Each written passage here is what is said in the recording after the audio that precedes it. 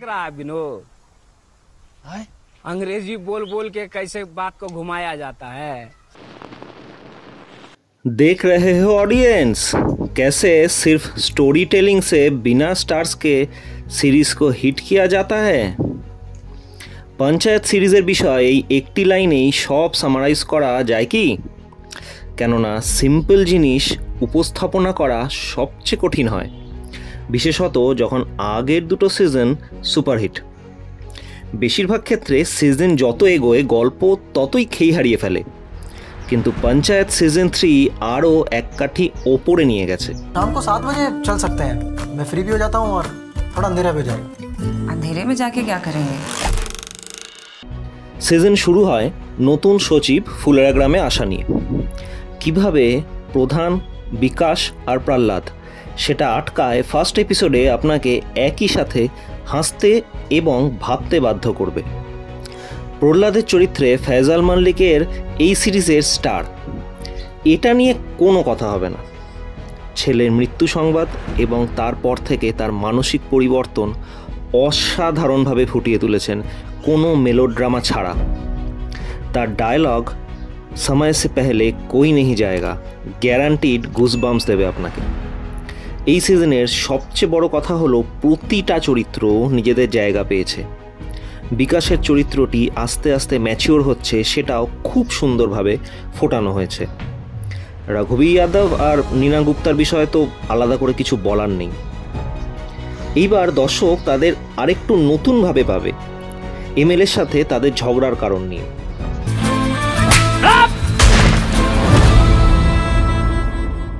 তাদেরকে রক্ত মাংসের মানুষ দেখানো হয়েছে, যেখানে তারাও ভুল করছে ভোটের কথা ভেবে, কিন্তু মানুষ হিসেবে তারা খারাপ নন।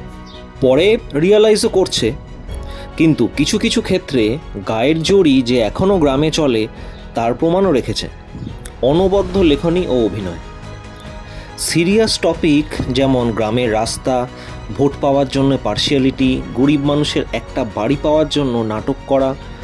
अलगे फ्रॉड चल रहा है। फ्रॉड 12 घर में से 7 फुलेरा पश्चिम को मिला है, जिधर प्रधान रहता है, और फुलेरा पूरब को मिले केवल 4 घर। गांव को आपके जैसा मतलबी नेता नहीं, एक दूरदर्शी नेता चाहिए। সেগুলোকে অনবদ্যভাবে চিত্রায়ন করা হয়েছে। আপনারা হয়তো ভাবছেন আমি এখনো জিতু ভাইয়াকে অর্থাৎ অভিষেক ত্রিপাঠীকে নিয়ে কেন কোনো কথা বলছি না, কেননা বেস্টটা লাস্টের জন্য রাখছি।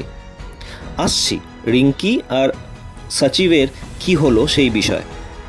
ভিডিওটি যদি এতদূর ভালো লাগে তাহলে শেষ অবধি অবশ্যই দেখবেন এবং লাইক ও সাবস্ক্রাইব করে আমাদের মনোবল যোগাবেন। তার আগে আবারও একবার ফিরে যেতে হবে এই সিজনের স্টার প্রহ্লাদের কাছে। তার এবং বয়স্ক মহিলার চরিত্রে আশা শর্মা অনবদ্যভাবে তাদের চরিত্রায়ণ ফুটিয়ে তুলেছেন। একজন বাড়ি পাওয়ার জন্য পরিবারের থেকে দূরে থাকছে, অপরদিকে প্রহ্লাদের বাড়ি পুরো ফাঁকা, সেখানে থাকারও কেউ নেই। ঘর বা বাড়ি মানে যে কার কাছে কি, দুই বিপরীত মেরুর মানুষকে এনে অসামান্যভাবে ফুটিয়ে তুলেছে টিভিএফ। এরা যেন ভুল করতেই পারে না। সাসপেন্স, থ্রিলার আর সেক্স বেসড ওয়েব সিরিজের মাঝে পঞ্চায়েত যেন এক টুকরো নির্মল বাতাস। পলিটিক্যাল স্যাটায়ার এত নিপুণভাবে কবে শেষ দেখেছে দর্শক হয়তো মনে করতে পারবে না। मैं वापस आ गया इस गाँव। हे राजा जी, सबको नेता बनना है ना? हाँ। तो चलो फिर नेता वाला काम करते हैं। রাইটার চন্দন কুমার আর ডাইরেক্টর দীপক কুমারের ক্রেডিট বিশেষভাবে প্রাপ্য ভূষণের চরিত্রটিকে গ্রো করানোর জন্য। সে কিন্তু এখানে ভিলেন নয়, হ্যাঁ ক্ষমতালোভী বলতে পারেন। সে কিন্তু গ্রামের প্রধান যখন ভুল করে বা রাস্তা মেরামত হয় না, সে কিন্তু প্রতিবাদ করে। বিরোধী দলনেতাদের আসল কাজ কিন্তু সেটাই।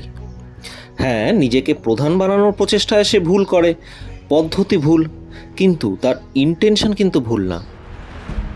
কমেডি, স্যাটায়ার আর পলিটিক্সের সাথে কিছু ভায়োলেন্সও অ্যাড হয়েছে এবারের সিজনে।